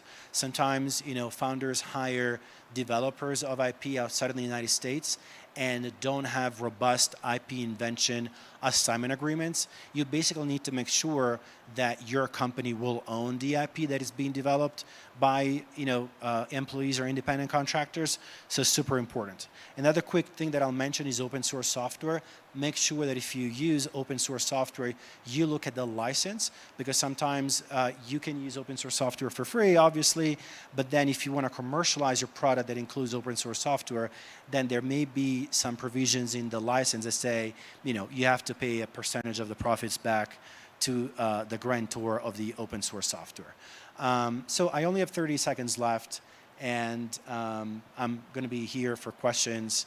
But otherwise, the most important takeaway is that, with enough planning, M&A could be key to success, key to onboard talent, key to expand in non-US jurisdictions, ultimately scale and succeed. So thanks very much.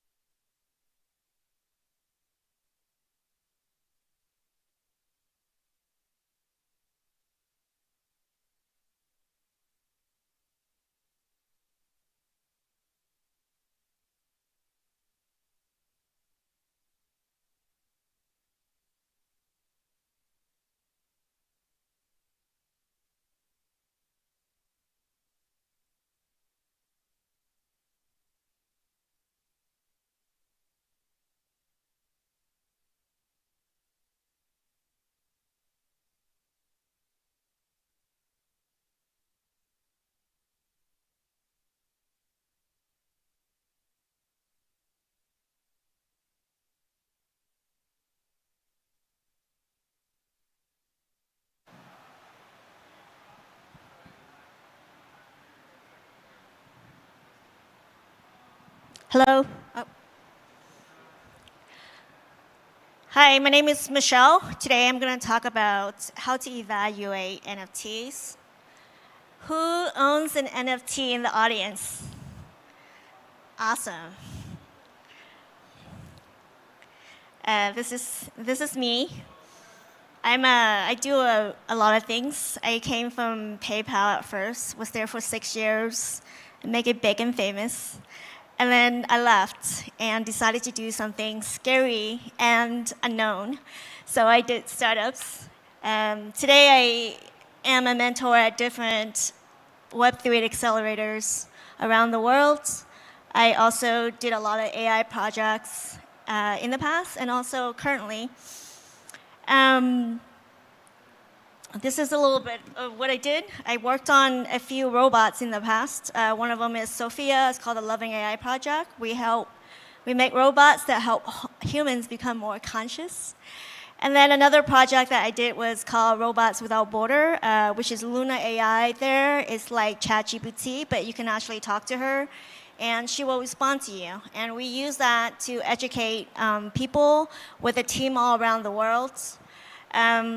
Recently, I was working on the geospatial AI project with the US Army and Army Futures.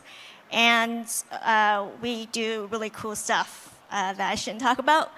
And in my spare time, I also work on the DAO governance guideline. So I'm working with IEEE. We are developing a DAO governance guideline for the community so that they can use.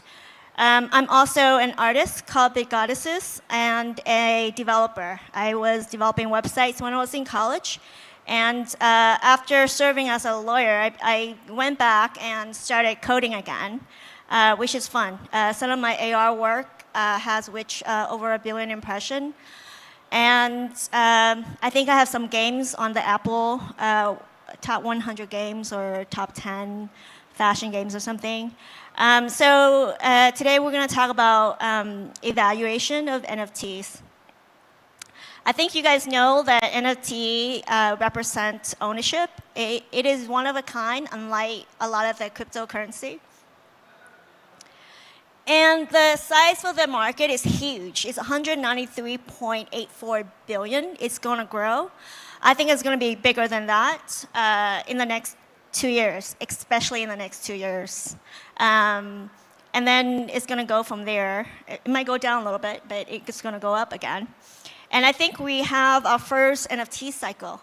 I know a lot of the artists left, but just like crypto, people are going to return, and there's going to be a lot of fraud, but it's going to be alive.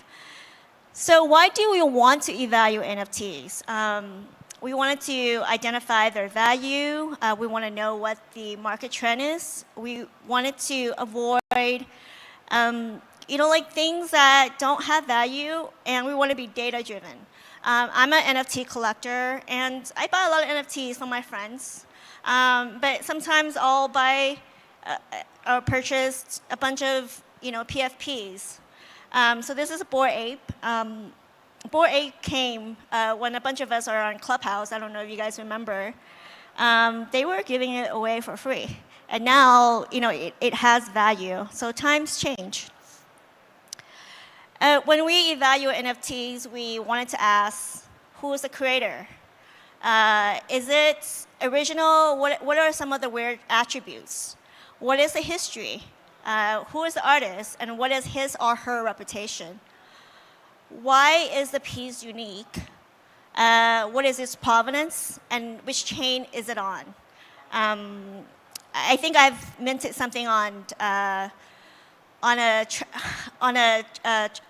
Trezor chain, and the founder left, and then someone took it over. But those are things that are pretty important, because if you don't care about that, it might just disappear one day, or it might not be popular because of that. You also wanted to have a technical analysis of it and look at market. What is the price trends? What are the trading value? Can I sell it? Would someone buy it? What are some of the movement of the past and current market behavior? Those are important, because during a bear market, I remember, I don't know if you guys remember Other Deed. It broke the Ethereum network, right? So, and gas was really high, but now it's super, the price is a lot lower right now.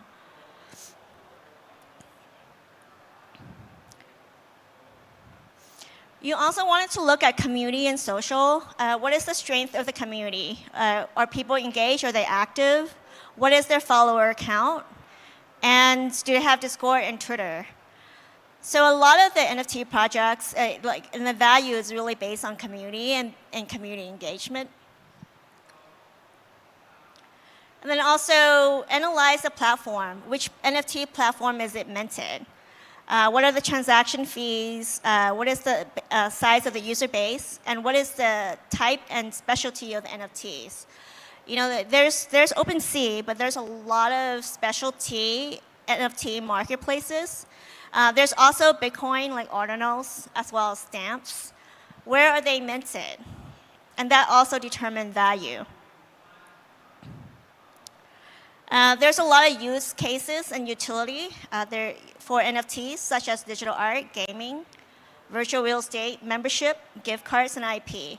My friends and I get together and we look at the IP a lot because if they allow us to use the IP, then you could monetize it in different ways. And we think that it has more value. So that's something to check and to read the terms about.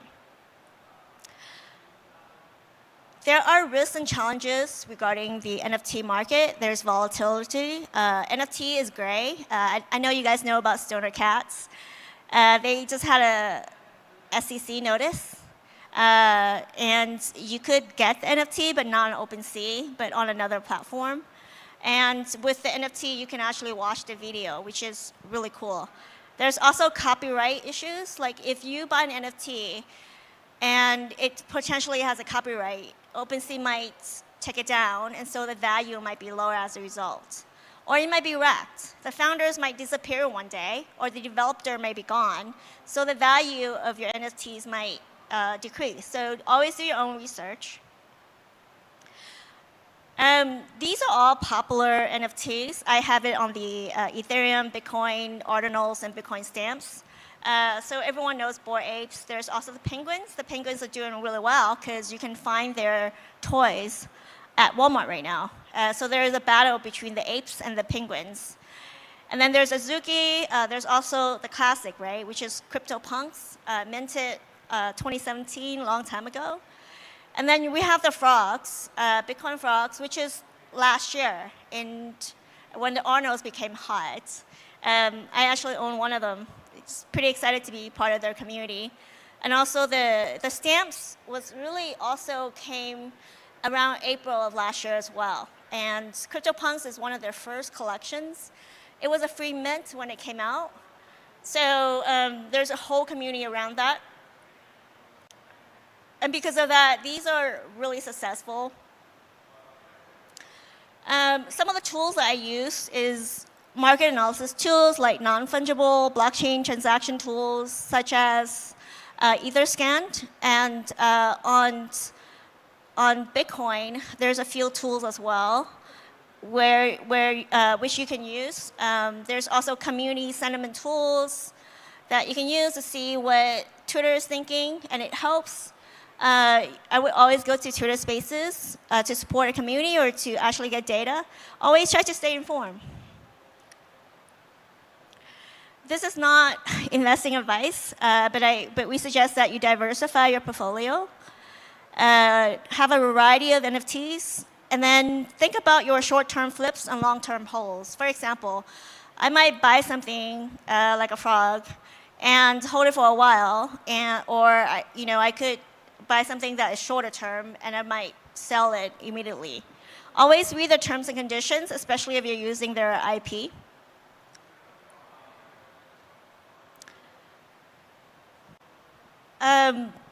We are using AI for NFT analysis. We're using it for data-driven insights, price prediction, to analyze sentiments, to verify authenticity, and also to allow users to manage their portfolio, and also to analyze trends. So do follow us at Across AI. We created a ETHDenver GPT. I just did it before I flew here, so that you can find events. I did sit through 2 days going through the 350 side events there are, and I thought maybe I'll make something so that it's more efficient for everyone. And my Twitter account is BitGoddesses. My show, Laptop Radio, is on YouTube at Laptop Radio, and I have been talking about crypto since possibly 2017 on the show. And our team is really good. It contains AI professionals.